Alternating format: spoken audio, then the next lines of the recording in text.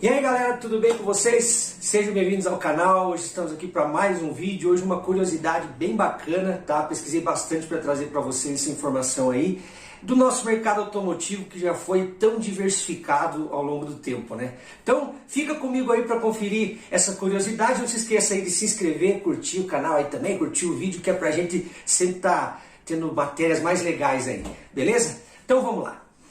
Galera, é o seguinte, em 1994 a China era um país muito diferente do que é hoje. A única coisa que ela tinha de igual era uma população gigantesca, tá? Em 94 a China já tinha mais de 1 bilhão de habitantes, só que as condições do país eram completamente diferentes das de hoje. Para vocês terem ideia, o PIB chinês em 94 era praticamente igual ao do Brasil, ficava na casa dos 560, 570 bilhões de dólares na época, né? Tanto o Brasil quanto a China. Hoje já é muito diferente. A China hoje tem um PIB de quase 15 trilhões de dólares, o Brasil tem de 1,5 trilhão. Mas claro que eu não estou aqui para discutir isso, eu só fiz essa comparação para vocês entenderem que a China da época do assunto de hoje, desse carro, não tinha nada a ver com a China de hoje. Por lá o trânsito ainda era muito caótico, os veículos eram bastante antigos, não tinha manutenção adequada, tinha muito trânsito de carro de boi no meio da cidade, caminhões sem freios, enfim, era perigoso o trânsito por lá. E isso eu estou dizendo para vocês porque na minha pesquisa eu consegui um recorte de um jornal da época que falava disso, né? Foi então que o governo chinês decidiu criar um veículo que pudesse dar acesso para todas as famílias. Nessa época, quem tinha acesso a veículos por lá? Os membros do Partido Comunista Chinês, que normalmente gostavam do Volkswagen Santana, que inclusive fez muito sucesso por lá. A Volkswagen até hoje é uma das líderes na China, né? Então, nessa época eles já gostavam muito do Santana, mesmo tendo acabado aqui para nós, na China, ele continuou sendo produzido por muitos anos.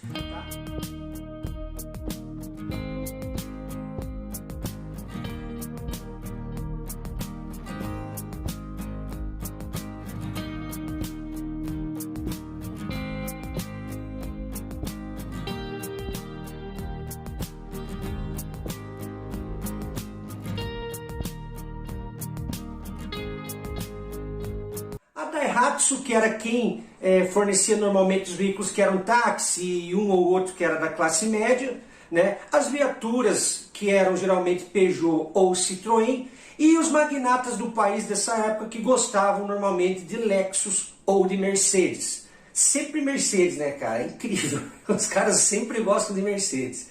E claro que o carro era muito bom, mas eu acredito que pela imponência que a Mercedes sempre teve, né? De chegar já demonstrando que era alguém importante. Se vocês lembrarem do meu vídeo da Coreia do Norte, se vocês não viram, eu vou deixar um card aqui em cima para vocês assistirem. Se vocês lembrarem no vídeo da Coreia do Norte, eles chegavam a mensurar o quanto a pessoa era importante justamente pelo nível do Mercedes que ela chegava. Então se chegava no Mercedes mais simples, já era um cara diferenciado, mas, né, estava mais ali embaixo. Se chegava com uma Mercedes mais top, significava que era do alto escalão do governo. Enfim, eram esses os carros que eles gostavam. Só fazendo um recorte, pessoal, se você não sabe que montadora é Daihatsu, eu vou explicar rapidinho. Daihatsu é uma montadora de baixo custo da Toyota, tá? Que opera em diversos países. Ela já operou aqui no Brasil com 2 veículos, o Terios e o Core, tá? São veículos que ela parou de produzir aqui. Em 2020, mais ou menos, eles anunciaram que provavelmente voltariam ao Brasil. A Toyota até teve a ideia de trazer novamente a Daihatsu aqui para o Brasil, né? Só que, enfim, depois de tudo que aconteceu aí no mundo, e a Toyota considerou que seria muito caro fazer uma rede inteira da Daihatsu no país. Além disso, a Toyota percebeu que os carros que a Daihatsu produz são os chamados K-Cars normalmente. Eu vou fazer um vídeo explicando certinho o que são os K-Cars. E os K-Cars não tem nada a ver com o gosto do brasileiro. E eu concordo com ela nisso. Eu acho que realmente, se eles fossem produzir aqui os veículos que eles produzem em alguns outros países, não iria cair muito bem no gosto do brasileiro. São carros que não são muito do nosso gosto. Tudo errado. Enfim, fiz esse recorte só para você saber que montadora é Daihatsu e não imaginar que era uma montadora chinesa. Não, ela é japonesa, inclusive uma das mais antigas do mundo, mas é uma subsidiária de baixo custo ali da Toyota. Bom, conforme vocês viram, somente membros do partido, pessoas muito ricas órgãos governamentais e algum ou outro da classe média tinha acesso ao veículo. Foi então que o governo chinês decidiu lançar um programa chamado China Family Car. Esse programa dizia basicamente o seguinte: vamos selecionar 20 montadoras, tá, que nos apresentem um projeto de um carro familiar para a China. Esse carro precisa ter as seguintes recomendações: precisa ser um carro relativamente barato, afinal o salário do chinês não é muito alto, e precisa atender uma família, né? Então tem que ser um veículo que tenha ali um porta-mala, que tenha um espaço para a família. 20 montadoras iriam apresentar seus projetos e aquela que ganhasse, né, o que o governo chinês escolhesse, ela faria uma joint venture com a FAW, que é uma montadora chinesa totalmente do governo, para produzir esse carro para a família chinesa. Essa FAW existe até hoje, ela inclusive tem várias parcerias com a Volkswagen, tá? Mas então era basicamente isso. Quem ganhasse faria parceria com a FAW e aí produziria esses veículos para a China. Claro que muitas montadoras se interessaram, afinal de contas a gente precisa lembrar que a China é um país com muita gente. Então o volume de vendas seria grande. Por mais que as montadoras já desconfiassem algo do tipo assim, bom, talvez eles só vão se juntar com a gente para pegar mais ou menos como que faz o carro e depois vão nos abandonar. Mas mesmo assim, como o volume de veículos seria muito alto, produzido por quem ganhasse, compensava o investimento e o tempo deles. Por outro lado, lá na Alemanha nós tínhamos a Porsche, que hoje nós conhecemos por fazer esses carros maravilhosos mesmo, mas que na época, em 1994, ela não estava nada bem das pernas. E ela precisava muito de dinheiro para não falir e para poder investir nos projetos que ela tinha. Nessa época, eles já estavam trabalhando no projeto do Boxster, que seria lançado lá em 96 e seria um divisor de águas na Porsche. Mas aqui em 94, eles estavam mal das pernas e precisando muito de dinheiro. Quando eles olharam para esse programa, eles imaginaram que seria uma forma deles desenvolver um veículo que poderia gerar uma certa renda para eles continuar os outros projetos que eles tinham. Afinal, para a Porsche, desenvolver um carro popular não seria nada de difícil, né? Porque se eles já desenvolviam carros bem mais complexos, desenvolver um popular para a família chinesa seria ali uma coisa bem fácil, e foi mesmo. Em 4 meses, eles tinham um projeto do C88.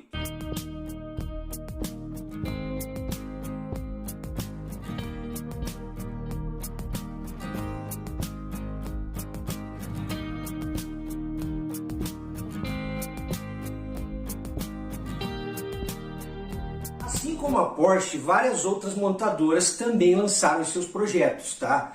A Mercedes, por exemplo, também fez um projeto para esse programa do governo chinês, que foi quem deu as bases para que depois ela lançasse o Classe A. Muita coisa do Classe A veio desse projeto que eles tinham feito bem antes para a China, tá? Mas enfim, nesse momento o que a gente precisa saber é que em 4 meses a Porsche então lançou um veículo para participar desse concurso do governo chinês, cujo nome ela deu de C88. O carro tinha as seguintes dimensões, tá? Vou colar aqui agora. Eram 4,03 metros de comprimento, 1,62 de largura por 1,42 de altura, com um porta-mala de 400 litros. O que colocava ele mais ou menos no tamanho de um Classic, que a gente conhece aqui, do Chevrolet Classic. Tá? Ele era um pouquinho menor que um Renault Logan. E o motor dele seria um 4 cilindros 1.1 de 67 cavalos, que fazia ele ir de 0 a 100 em 16 segundos. E que fazia dele um carro mais lento que o Chevrolet Classic aqui.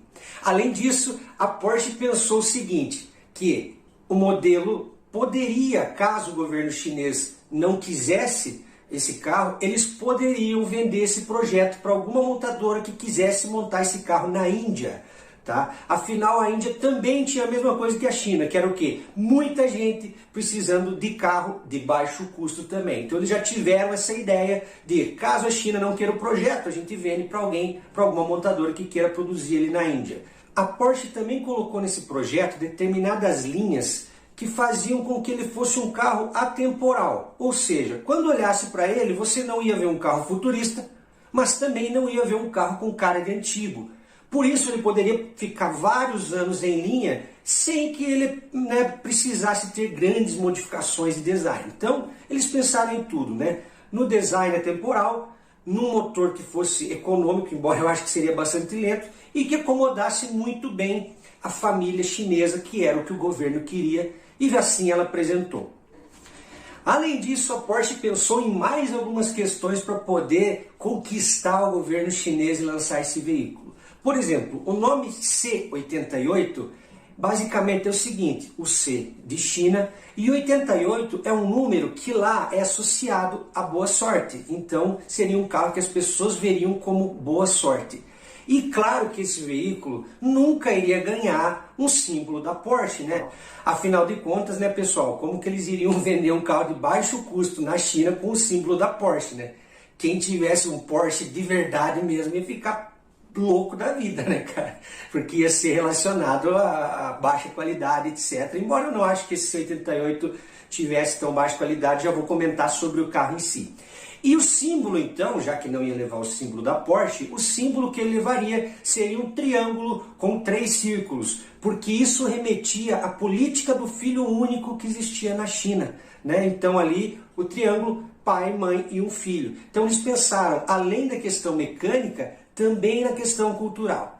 Munido de tudo isso, né, o carro de acordo com aquilo que o governo chinês queria, um símbolo que remetia à cultura chinesa do filho único e um nome que remetia à boa sorte, a Porsche então apresentou esse projeto para o governo chinês e planejava construir uma fábrica lá no país, né, lá na China, que produziria de 300 a 500 mil desses veículos por ano. E, inclusive, levar determinados engenheiros chineses para a própria Alemanha para poder treiná-los e garantir que a linha de produção seguiria um padrão de produção alemão de qualidade, né? Então, apresentaram com um plano pronto que daria tudo certo para que eles ganhassem esse concurso aí na China.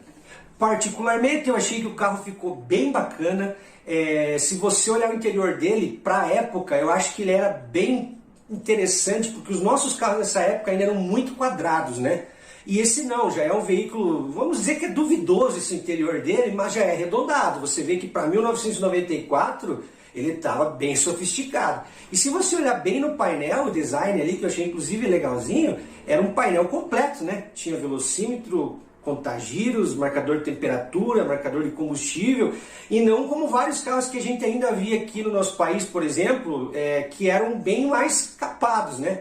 Que eram bem mais, normalmente ali era o marcador de velocidade e o marcador de combustível, né? Então, claro, tem um detalhe, né, pessoal? É um carro básico, um carro popular, mas é desenvolvido pela Porsche, né? Então, obviamente, que seria um carro diferenciado. Embora a gente não pode esquecer que para participar desse concurso eles precisavam levar em conta que esse carro fosse ficar barato. Ele não podia ser um carro caro. Então, mesmo tendo todo esse painel e tal completinho, ainda assim ele era um carro barato para poder atender aquilo que o governo chinês exigia, né? Mas, pessoal, em se tratando de China, a gente nunca pode prever nada, e simplesmente da noite para o dia a China decidiu suspender esse concurso, não analisou os projetos, teoricamente, não analisou os projetos, né? E não disse que era o campeão, não fez parceria com ninguém, e isso foi uma perda de tempo e de dinheiro para todos ali que se envolveram.